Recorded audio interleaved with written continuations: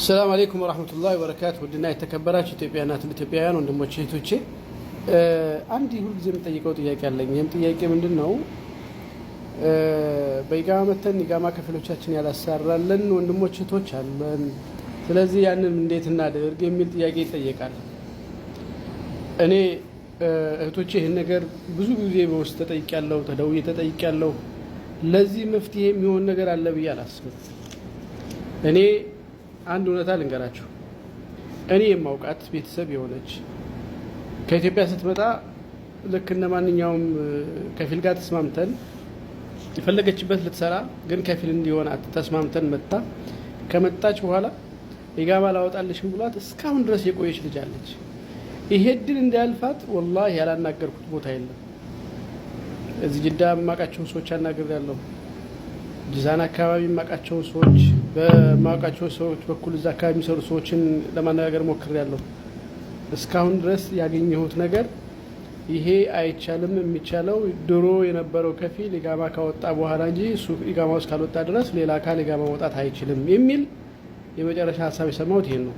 ስለዚህ ወንድሞቼ እህቶቼ ኢቃማ ከፊሎቻቸው ያላወጡላችሁ እህቶች ወንድሞች፣ እኔ እስከማቀው ድረስ አሁን ላይ የድሮ ከፊል ኢቃማውን እስካላወጣ ድረስ ሌላ ሰው ማውጣት እንደማይችል ነው። የምታውቁት ነገር ካለ የሚያወጣ ካለ ለኔ የምትነግሩኝና ለዚህ ለዘመዴ ወይም ለማቃት ልጅ እንዲሰራላት የሚችለው ነገር ባደርግ ደስ ይለኛል። ስለዚህ እኔ የማውቀው ይሄንን ነገር ሊያሰራ የሚችል አካል ወላሂ የለም። ይቻላልም ብዬ አልገምትም። ከብዙ ጥያቄ ብዙ ሰዎችን በመጠየቄ ያገኘሁት መልስ ይሄን ስለሆነ ማለት ነው። ስለዚህ እህቶቼ ወንድሞቼ በተቻለ መጠን እንግዲህ እናንተ ሌላ አዲስ ቀራር እስከሚመጣ ድረስ መጠበቅ ካልሆነ በስተቀር ምንም አይነት መፍትሄ የለውም።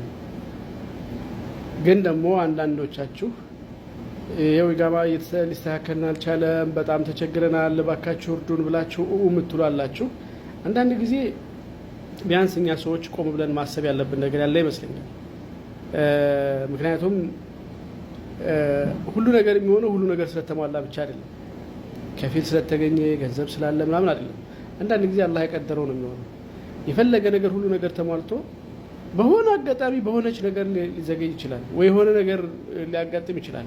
ስለዚህ የሰው ልጅ ሁሉ ነገር ይሳካ ማለት አይደለም። የምትችሉትን ያክል ሞክሩ፣ በምትችሉት አቅም ህጋዊ ለመሆን ጣሩ። ከዛ ውጭ ደግሞ ለአላህ መስጠት ነው። በቃ ለኔ ሞከርኩ፣ የሚችለው ነገር አደረኩ፣ ሰበቡን አድርሻለሁ፣ ከዚህ በኋላ አላህ አልቀደረውም ብሎ ማለት እንጂ በሌላ ነገር ውስጥ መግባት እና ማሰብ እንዲህ መጨናነቅ እድሉ አለፈኝ ብሎ ተስፋ መቁረጥ፣ በቃ እኔ እድሌ ነው ሌላው ስንቱ እድለኛ ሲሳካለት የሚሉ ነገሮች ውስጥ መግባት ተገቢ ነው ብዬ አላምንም። አንዳንድ ጊዜ ሰዎች እኛ የምንችለውን እንሞክራለን፣ ከዛ ውጭ ያለውን ረብል ዓለሚን ነው ሊያሳካ የሚችለው ብለን ወደ አላህ ማስጠጋቱ የተሻለ ነው የሚል ሀሳብ ነው ያለኝ። ወሰላሙ አለይኩም ወራህመቱላሂ ወበረካቱ።